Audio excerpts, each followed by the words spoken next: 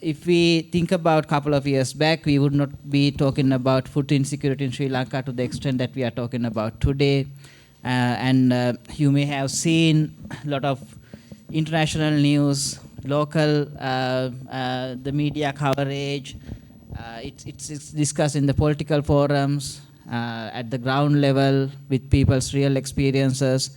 And as you know, WFP has declared that about 6.3 million people are in moderate food insecurity in Sri Lanka. So with all of that, I would like to turn to Dr. Kalana on the recent the food and the crops analysis completed by WFP and FAO. And if we can give us a little bit of flavor. Now, in your report, you have declared about 6.3 million people are in moderate food insecurity. What does that really mean? What are those findings looks like, just for our audience to understand what this really mean for the Sri Lankan community? Thank you, Ranjan, and good morning. Good morning to my fellow panelists. First, I should thank the CENTR and Save the Children for inviting me for this event, which is, I'm sure, judging by the plenary and the agenda that is planned, is going to be a really interesting few hours. To come back to Ranjan's question on what is the food security situation and what are the findings of on the assessment, I'll just give a brief overview of the global situation also, so that we are able to understand what's going on in the country. Interestingly, I feel that this particular period, especially the last 2-3 years, was very interesting, because what happens across the globe have more similarities than differences. But yet, it's also strange that we are made to believe that it is only for us. You may have heard about this group therapy in psychology.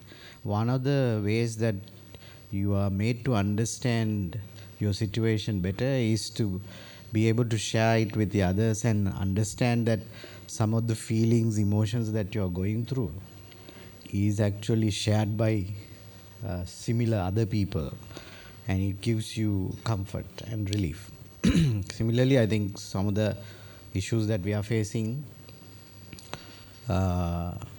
could be similar to what is faced by most of the people in the world. Now, for example, in the global indicators of WFP shows that compared to 2019, the number of hungry people in the world, based on hunger index, has grown from 135 million to 345 million. So it's roughly tripled during the last 3 years. And most of the lower and low income and lower middle income countries face the burden of this. There is no doubt. But also the shocks are being now felt by even the middle income and high income countries. The main problem is really still not the availability of food, but it's mainly the affordability crisis right now, what is being shown. Isn't it similar to what we are facing? So WFP and FAO undertook this comprehensive food, crop and food security assessment mission in July this year, called CFSAM. Undertook this was this was done right across the country in all 25 districts. covering around 3,500 households. The findings are such. One of the findings that you shared, like 6.3 million people were found to be acutely food insecure, which was around 28% of the population at that time. This actually grew over the last 2-3 months. It slightly came down in September. We are awaiting the results of October assessments. So it is in September it was around 30% of the population were acutely food insecure, and of these people, around 65,000 people were severely affected, needed more attention. And among those 6.3 million, most affected sector was the plantation sector. And what were the characteristics of this? So basically, what we found was that during the assessment, the availability was not all that is a problem. It is the affordability, high food prices, making people not to afford a meal. Therefore, we are now currently doing with Ministry of Health, this Department of Census and Statistics, and Hector Kobbakaduwa Agrarian Research and Training Institute. They have the current market prices. And DCS has the expenditure data from 2019 HIS. So using those, we are conducting one of Save the Children's tools, the cost of the diet. So currently we are doing a national analysis on cost of the diet. What does cost of the diet show? It shows the minimum cost of a nutritious diet. It can be diet that would provide us only our energy needs, or it could be calculated for a meal that would fulfill our the range of nutrition needs. So when we compare the energy only diet with the nutritious diet, the nutritious diet is 4 times more costly. And around, these are only preliminary results I'm sharing, around 40%, 43% of the population, according to when we adjust the 2019 HIS to the current situation, around 40 to 43% of the population is not able to afford a nutritious diet. Whereas, barely managing the energy needs, most people could afford. So I would say this is not only a food crisis, it's heading towards a nutrition crisis based on this. So, what would happen to the already high malnutrition rates in the estate sector, for example, already high iron deficiency in the estate sector, for example, is kind of predictable given the facets of the crisis. So I think I'll stop at that for now, and I'm happy to share more if you need. Yeah. Thank you, Dr. Kalana, for setting that understanding for the audience and the panel. So I'm actually going to turn towards Mr. Anuruddha from the Kelani Valley Plantation. So we know that the Hales group has been working for many years with us to improve the conditions of plantation communities on many fronts. And we also know that in the current crisis, we are doing the same to actually provide more support to ensure the people's the food needs and the nutrition. So my question is, how has this situation impacted plantation communities in your experience, and how does your intervention is actually kind of helping people to get through this most difficult period of time. Thank you, Ranjan, and good morning, ladies and gentlemen. I think your question has two folds. Let me start with the first one. What is the impact? What are the impact that we have observed on this present crisis? Okay, let me have a practical entry to this question. I think we all are expert on the experience we have for last few decades, even centuries, on the statistics. The crises of socio-environmental crises we have experienced over past decades. All those crises were ended up, Ranjan, with the economic impact, right? That has been impacted for all the nations, the entire world. If you get an example of the recent past crises, starting from the global pandemic and linked to the economic crisis, where in terms of all the nations in the across the globe were affected. But in terms of Sri Lanka, our nation, the impact was further aggravated. The negative impact we experienced from this economic crisis was further aggravated with the ill-fated and the irrational decisions on agriculture. Agriculture is our DNA on our economic, right?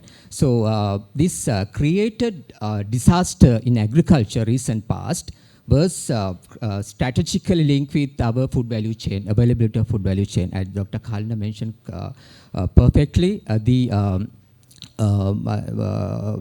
the food value chain impact. So that the negative impact was affected for the 22 million consumers, including you and me. And in terms of plantations, we have nearly about more than 1.5 million direct and indirect workforce, and more than other millions of dependents in plantation community. So we all equally got affected like the other segments, other profiles in the society, as well as in the global scenarios. So if you, now if in coming to our plantations, Hellis Plantations, we have 3 plantation companies, Kalana Plantation PLC, Talawakala Estate PLC, and Horana Plantation PLC. We have about 21,000 plus direct workforce and more than 150,000 plus plantation community. That is our responsibility. So they all equally got affected. So, but as a leading plantation business sector, the sustainable and ethical plantation business sector in the country, with our strategic human capital management model and our business philosophy has helped us to minimize the damage to the, not the zero, but to a significant low level, right? Coming to your second question, what are the interventions we did at Hellis Plantations sector, as a sector? As I told you, from 2013, we have launched our most innovative, globally recognized human capital management model, going away from the traditional, conventional human capital management model we observe in various sectors. But in terms of plantations, it's very unique, right? You can't compare with the human capital management model with the other industry with the plantations. So we understand the sense, identify the change, we drive the very sustainable and ethical change management culture inculcated within our companies. And with that, also with the business philosophy that we have an international accreditation from UNGC. Combined with both ends, we have deployed 2 strategies to come out from these scenarios, right? If I explain a little bit on the short-term strategies, where how best that we can help our people living within our scenarios. So there are hundreds of activities we did, but with the time availability, I will let few of the key features. The main thing was within our estates, we have turned all our stores to central stores to store the foods, needed food stuff like rice, flour, sugar, various things. So we invested a lot on company money, and we got help from various other stakeholders, and we have established at least 6 months. And more specifically, the visionary leadership we have within our company, and also the leadership network we have developed within our 60 estates, and also the able team, very committed team, the management staff, and also the workforce. And more importantly, we have very good IR relationship with our trade union. So trade union leaders also got involved in this. And our thinking pattern was, let all others, sorry to mention this, let all others die because of this food unavailability, but let us die the last. So that was our vision. And we have fulfilled that because of, that is a one way. And also, on the short-term strategies, we have given the midday meal to all the children in the creches, child development centers, and also dry ration food pack per each and every plantation family within our scenarios per month. And we invested that money from the company. And also, the most important thing is the people who are living, the differently able people, special care people, especially mothers, and also we had a very different set of activities to look after them, giving special meal packages. So all those short-term strategies will help us to minimize the damage that on this crisis situation. And if you take the long-term strategy that we have deployed from Hellis Plantation perspective, that one way is that, okay, how best that, actually Ranjan, it is really important to see why we have think on that way to build up the long-term strategies, because if you take recent statistics from the academics and the research firms, the international research firms, if you take the crop yield failure in 2030 is 1.5 times greater than the present scenario. If you take 2050 figure, it is 25 times greater than the present figure. So that is the reality that we have to face, not in plantations, but today topic is relevant to plantations. So that will affect the plantation sector as well. So analyzing those statistics and the future scenarios, our long-term strategies were established on various ways. One thing is we have actually given we have turned all our child development centers, we have the available lands, we have converted it to food gardens, where we have given Bija Manjusa for each and every worker in the estate. And with the support of PHTT and all other NGOs, all other stakeholders and government, we have maximized the relationships we have at the moment, the local and international platforms, because we are strongly working for 2030 SGD agenda. So goal number 17, how best that we can expand the relationships and how best that we can utilize those relationships. So we got a lot of help and interaction, guidance, assistance from all those stakeholders, and the knowledge also given to the community. Basically, the most important thing is, okay, you can have strategies to available food maybe for near future as well. Meantime, you have to have your strategies to minimize the food waste as well, because food waste playing a major role in this crisis. So we have given the knowledge from the universities, from the research stations, how best that we can conserve, without minimizing the food waste, how we can conserve the excess food we have. And also, the food gardens we have methodically dispersed. It's not that just merely put the seeds and just allow them to develop their home gardens. But we have segregated, because Hellis Plantations, we have geographically we have a very good distribution, right? So we have divided food zones, identify the climate, soil, and all other favorable aspects. Certain zones we have divided to cultivate grains, certain zones for tuber crops, certain zones for various other crops as well. And more specifically, to fulfill the protein supplementary, we have initiated the inland ponds to rear the to promote the internal fisheries, and also with all those things that we were trying to plan and manage to get the balanced food to our people. And also utilizing the relationship. For an example, most important thing is, Ranjan, to how to sustain these initiatives. The most important thing is that we can have day-to-day initiatives and all, how to make it sustainable. So for make it sustainable, the knowledge will play a key role. So understanding that, how we got the knowledge from various sources into our plantations. We have utilized Thanks to Faculty of Agriculture Institute of Perera and even Thailand Institute of Scientific and Technological Research, TISTR, ITI of Sri Lanka. So various sources we have used to transform the knowledge into the communities from management, executive staff and the workforce and especially the trade union people.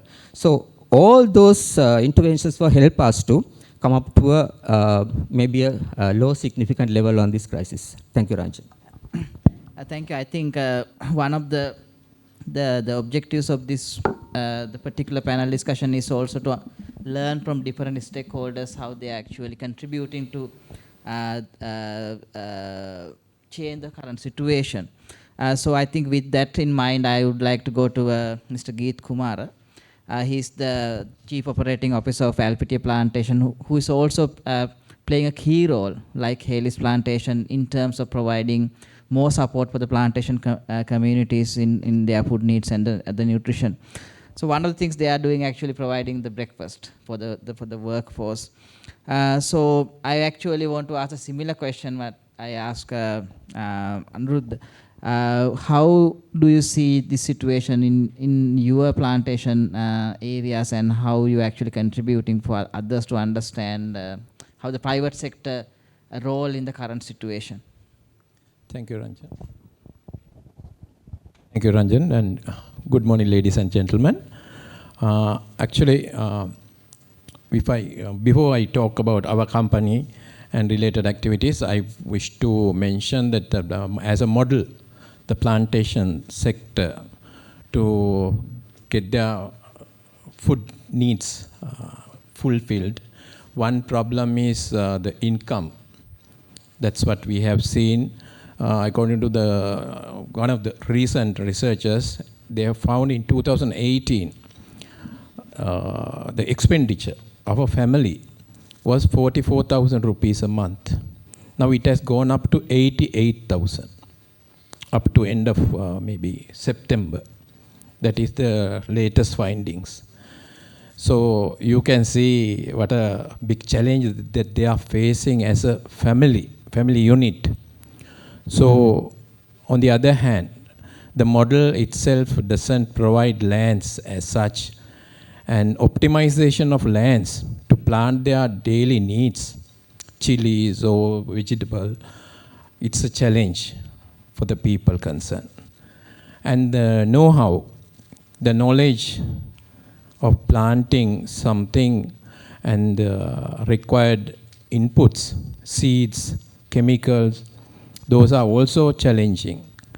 On top of that, there are habits like chewing betel, then alcohol consumption, smoking, and things like that also takes a major portion of their income, right? Other than their usual commodities that they are going to use and children's education, all those things are matters.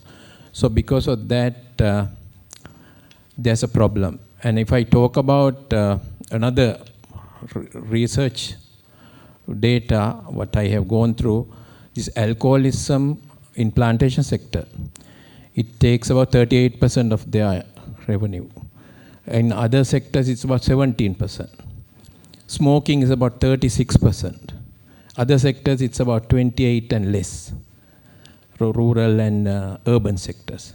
So thereby also they are at a disadvantage in that aspect. On top of that, what we have seen is mainly the knowledge and the habits, and also where food is concerned, that essence they don't have. Many of them, they don't have that much of a knowledge about protein, carbohydrate, that what is the type of food that they should consume. Those are the challenges. And if I talk about our company as Elpitiya Plantations, what we have done, there are many things, of course, from Kelani Valley Plantation we heard similar things, and we try to improve their living condition by providing many other things, just like plantation company. But other than that, we provide breakfast for them. So we think that's very important thing, because in the morning if they come with empty stomach, they can't concentrate on their work. They can't start a good day. So we always look at that aspect, and through that, of course, we have seen how happy they are and how thankful they are, and also their productivity. I'm sure productivity, although we don't expect that this is not something with a hidden agenda, we really want to see that they are coming and starting a day with a full stomach. So that has helped them as well as us, I'm sure. And other than that, we have many other programs such as distributing them with vegetable seed, and we are giving a model sort of things as to how you should plant vegetable and look after their plot of land through the CDC. So actually PhDT also helps us in providing that knowledge, and also we get the agriculture department people to come and assist us to show them how they should look after their vegetable plot and how to plant, and also we give our tanks and our many other equipments for them to use at their home gardens and to do planting, etc. And also we give dry rations. These are normal. Of course, we heard these things other companies also doing. And also I must tell you that there's a program that we are going to seriously think about the leeches, the problem of leeches on plantations, where substantial amount of blood we must be losing, and especially from our pluckers. So we must find some solution. Already there are some programs that we are going ahead with our HR team as to how we overcome this issue. Of course, we have this distributing iron tablets and things like that. But I think this is one serious thing that we are going to look at. Other than the usual things, I don't want to mention all those things, because we heard from Kelani Valley what they are doing. We are also following those things. But we seriously want to see our workforce is well fed, and they are having balanced food. And this is what we are planning to do. Thank you. Thank you. Before we go to the second round, I might also slightly change the questions from the ones that we previously planned, because of some of the conversation stem from the first round. Now, one of the things what we have seen from some of the assessments that we all have done, there is a trend of people actually falling into different ways of managing the situation, going to what we call is negative coping mechanisms. It's about 65% of the population. Now, when I hear about what the plantation companies and the PhD is doing, I think that's something really encouraging for all of us, because we talk these initiatives, sometimes these kind of interventions, as development agencies or humanitarian agencies, and it's really great to see that the private sector is actually taking that comprehensive approach. So with that, I might actually come back to Dr. Kalana. Kalana, how do you see this trend in terms of this food security situation actually impacting other well-being of areas of children and women, for example, especially, for example, their protection, their health and access to health and education and things like that. I slightly taking a different path in my question. And also, what are some of the policy level and macro level decisions that could actually help preventing some of those negative impact on the community? Yeah, I think food, when it comes to food, we immediately think of nutrition and survival. But I think food plays an important role, as you said, in our social life. It's an expression of identity. That's why when we talk about food security, it's not only availability or affordability, but also the preference. Whether this is can be utilized, the food that is there. in one's, expressing one's culture, one's preference. Food plays a key role in expressing, as I said, one's identity and also the dignity part. So when we talk about the coping mechanisms, for example, Ranjan, you may know from SAVE's recent studies also, where when we talk about coping strategies, people rather sell their productive assets before they beg for food, right? Why? I mean, why should one sell their productive asset before they go and ask some food from a neighbor or somebody from somewhere? It's dignity, right? Because they'd rather use their last resort before they put their pride at stake. So food plays a critical role in one's dignity protecting. So I think it's connected to a lot of rights when we talk about food. It's not only nutrition or health. So as you said, for example, now with food crisis and with the following COVID, we see about 40% of the families that we surveyed have reported about 50% loss in their income, which means that a lot of the people will have to work harder and maybe work more hours to earn money, earn the living, and on top of that, the share of food expenditure has gone up. So this actually poses a lot of questions in terms of how the children are taken care of at home.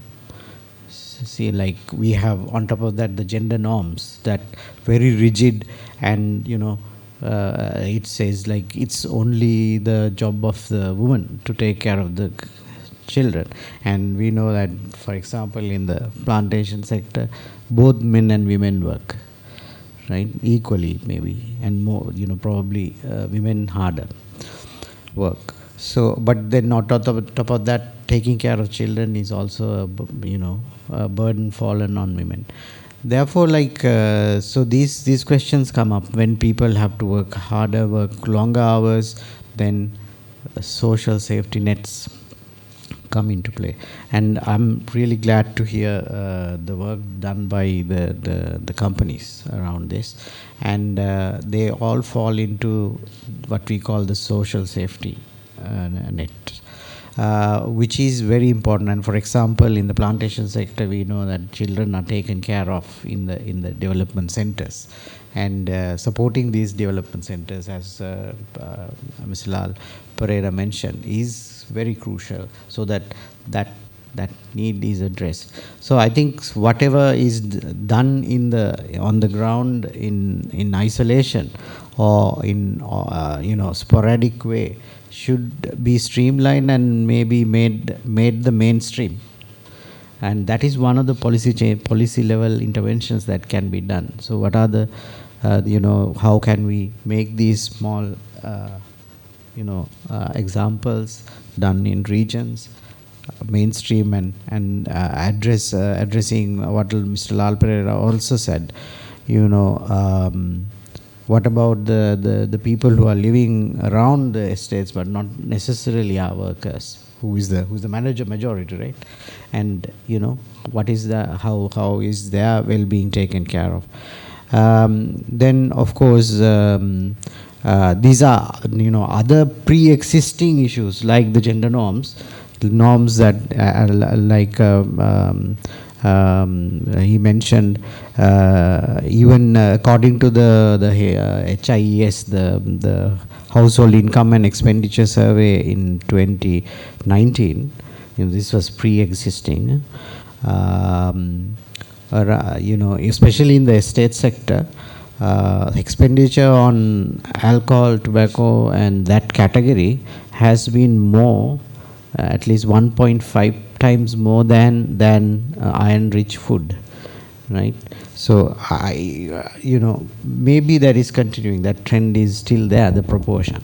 And if that is so, is that a reason why we see that there is a drop in consuming protein-rich, iron-rich food like fish, meat, and egg?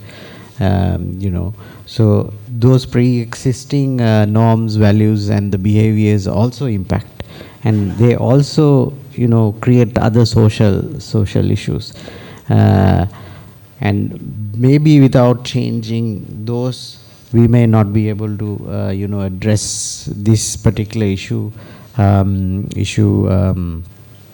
effectively. So what are the overall overarching interventions that we can do? So it's not only looking at the acute problem, but also the ongoing issues and pre-existing issues that we will effectively address this, and of course on the long and medium term come out of this crisis. Thank you, Dr. Kalana. So with that, I think there are some areas that you already touched for the question that I am going to ask next from Mr. Gamage. Now we know that historically some of these indicators, for example nutrition indicators, has been quite comparatively low in plantation areas, and maybe because we are looking at the entire area population. But one of the questions that we always want to understand is like, plantation companies are doing a lot, making an effort, and then we also have special mechanisms like PHDT where that facilitation is being done. So in that setting, what are some of the key challenges now this problem to be continue, and then especially right now where there is a national level challenge? What are some of the key challenges in the plantation sector specifically that you have understood? Maybe it's a behavioral change, maybe it's more engagement of the government. What are some of those areas? Thank you, Ranjan. Ranjan, if you say food security, there are so many definitions, but let me have a good entry point to your question. Food security, basically it explains the people's ability to have social, economic access, physical, social and economic access to safe, sufficient and nutritious food for their food preferences and the dietary needs. That is no deviation for plantation workers as well. So how best we can work towards going away from these physical, social and other related barriers to fulfill this our vision on this, right? So on the studies and the statistics and the case studies, best practices, or what we have heard a lot of things on this scenario. There are so many barriers, but let me, with the time available, let me figure out on a few based on the priority. So we all know, not to hide, we all know that the comparatively income level of the plantation community is comparatively low, right? There are ups and downs, but we'll say the average. But as Dr. Kalana perfectly mentioned, the problem is today, the problem of the hour is not the availability, it's the affordability. We should first understand the problem clearly and then only provide the solutions, right? So for us to how best that we can come out from this problem on the barriers on the affordability, how best that we can help these people.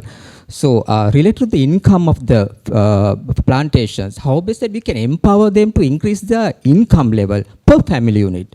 If you take plantations, the very specific point is the salient feature, the most important feature is you can't talk about the individual income. It's a family-based income, right? How best that all the maybe plantations, the PhD, the all stakeholders, how best that we can help to increase their level of income per family unit, right? So you can do various things, right? One thing is that I think most of the plantation companies we have drive this revenue share model, going beyond the traditional level of harvesting. How best that we can give opportunity for them to earn additional money, and also think of the family unit that we are giving all the facilities for them to live in the plantation vicinity, right? We identify the best talents within their family unit. How best that we can empower these people into various areas for them to go and work and contribute to their family and make them affordable to buy this food, right? And also their capacity building, their skills, knowledge, competencies, all those. These are mixed, blend. You can't argue individually, isolation, right? And the other barrier I identified is the awareness. Right? We are talking about a lot on these platforms and conferences and various things on this high, maybe various definitions. We are talking about this food security and nutrition management and various things. So how is that we can communicate this message down to their level? Because as we know very well, comparatively their literacy level is low, right? So how best that we can communicate with this kind of profile in the society? So that is the continuous awareness. And for an example, if we take from Hellis Plantations, we have a very good network of youth clubs, and also we have very good network of green and children clubs, right? They are the people we are making them empowered to be effective communicators to their parents, right? Because that message has to go to the parents back. But certain terminologies we are talking maybe not absorbable for those people. So we have developed within that, and I think most of the plantations are practicing those best practices. With that, we are trying to enhance, empower, and enlarge the effectiveness of the communication on the food security, food availability, the methods and various interrelated logic on the food waste and various things. So the knowledge plays a key role on that. So that's one of the barrier. And let me conclude this with this one, the culture barrier as well, because this industry has a particular set of culture. So we have to value, respect, and we have to have a smart system to transform this culture to match with the present scenario. Then only we can identify. And your second question is, okay, how the impact to the children, pregnant mothers and lactating mothers. Of course, in our scenario, in our company, all those best practices what we have talked about is practical. These are not theory. We have gone away from conceptual models, right? So all these practical aspects has created an environment for improve all the segments what you have mentioned, the children, lactating mothers, pregnant mothers, to enhance their physical and psychological well-being, child care, and maternity health, and their quality of life and quality of work life, because those are the main areas that the impacted, and those are the main areas that we can think of to come out on this problem. Ranjan. Thank you. So, since we have a very short time, we also need to have at least few questions from the audience. Mr. Geeth Kumara, I am not going to ask the full question because there was a lot of discussions around that. But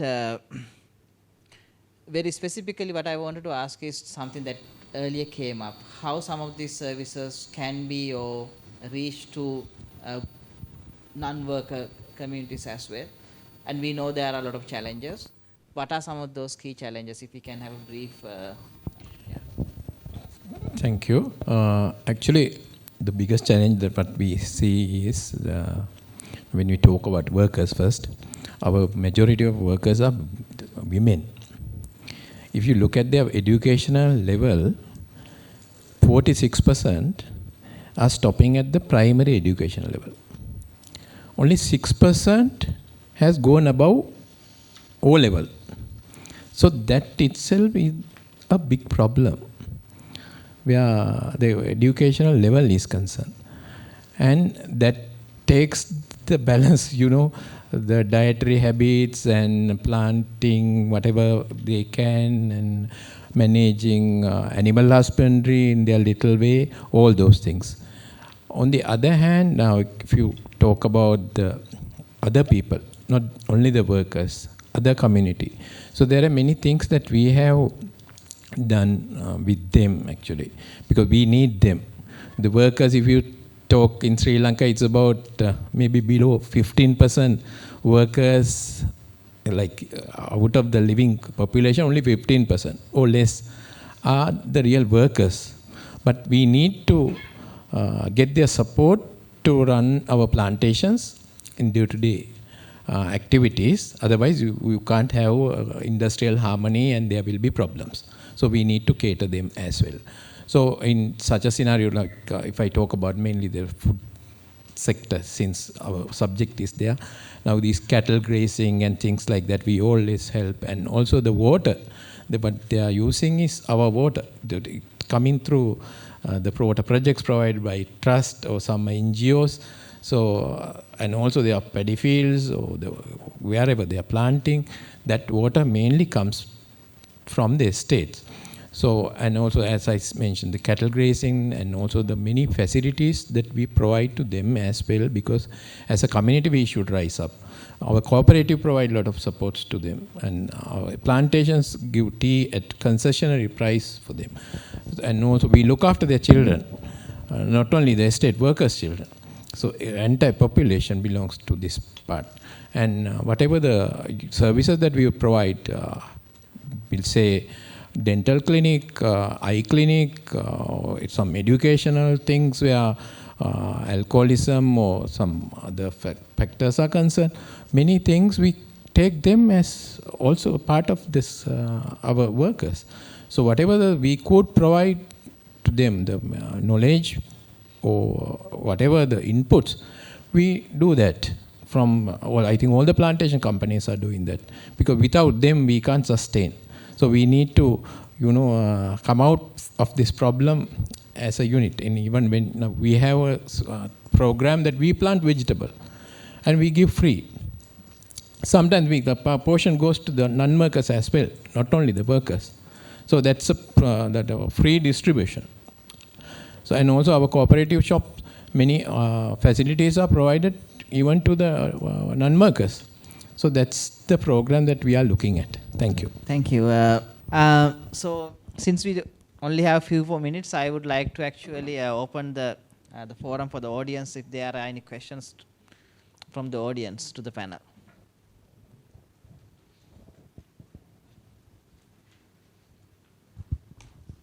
Good morning. So this is Sudan from Sri Lanka. So I have a question to Mr. Anuruddha. So before that, I just want to, as a nutrition practitioner, I know that how it is it's important for the breakfast. So I thank Mr. Geeth to initiate at your plantation that you promoted the breakfast and hope you may have a good impact on your productivity. So I just want to say the thank you for Mr. Geeth. So my question is, Dr. Anuruddha, it's clearly mentioned how the plantation companies are supporting for the improve the food production at the plantation, especially the CDC level home gardening and other household level home gardening and the inland fisheries and those things. So I have two questions like Dr. Kalana also mentioned that affordability. In the plantation sector, another issue is market facilities. So how this inland fisheries and the protein-rich diet are marketly available, and is there any initiative took by the plantation company to make the availability of these inland fisheries products? So that's one question. The second question is for the sustainability. So as Haley's and other development practitioners are promoting the home gardening, so as a community level they are practicing, they are using the product and harvesting at a one time, then it stopped. So is there any techniques or any knowledge transfer to promote the seeds and other materials by their own, or any network were created to continue the home gardening in future as well? Thank you. Okay, thank you for that question. Let me answer the first one, that the question on the inland fisheries. Of course, as I think I have clearly mentioned within my two questions, that we have built up we have a very sustainable and ethical relationship with all the stakeholders, right? So addressing to exactly on your point that aquaculture. So we have identified various sources like Aquaculture Department of Faculty of Agriculture University of Perera, and also related all other places where they can supply these fish for our inland tanks. At the moment, we are well sufficient, and we have very good distribution also. And you have talked about the marketing. I don't like to mention that topic because we are rearing this fish and we are cultivating vegetables and other food products is not for. Maybe not for, we should not talk about marketing point of view, but we have to talk about the consumption point of view, because we are talking about the topic, the food security and nutrition management, right? So that's why I think all the panelists were clearly mentioned that, okay, but we have talked about the keywords about sharing, consumption, right? I think those are the things that we should talk, right? In our scenario, our example, all three plantation companies under the umbrella of Peiris Plantations, I think I have explained all those things, but all the excess what we have at the moment is we are sharing with. That's why I told clearly that we have a very good setup. We just not throw out the seeds to plant. The Peiris Plantations, we have very good geographical resources. We have all 6 states. So we have identified zones.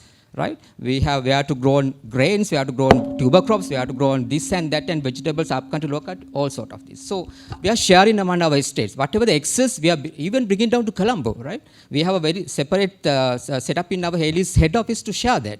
We are not wasting that. And the second question is the knowledge, how best we can utilize these excess or the, okay, are we going to stop with this home garden system? It's not that. That's why I have categorized that under sustainable category, right? We are transferring the knowledge. I have mentioned you about the TISTR, Thailand Institute of Scientific and Technology Research, and also the University of Perera, ITI.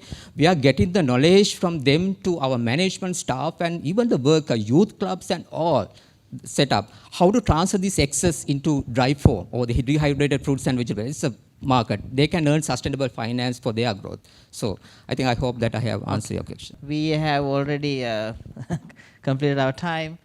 So personally, I want to thank you all the panelists and a really important discussion. I think I wish we had a little bit more time. I have my own question I wanted to ask, but and also I thank everyone who joined this discussion, and thank you very much for the CENTR as well for organizing this. Thank you.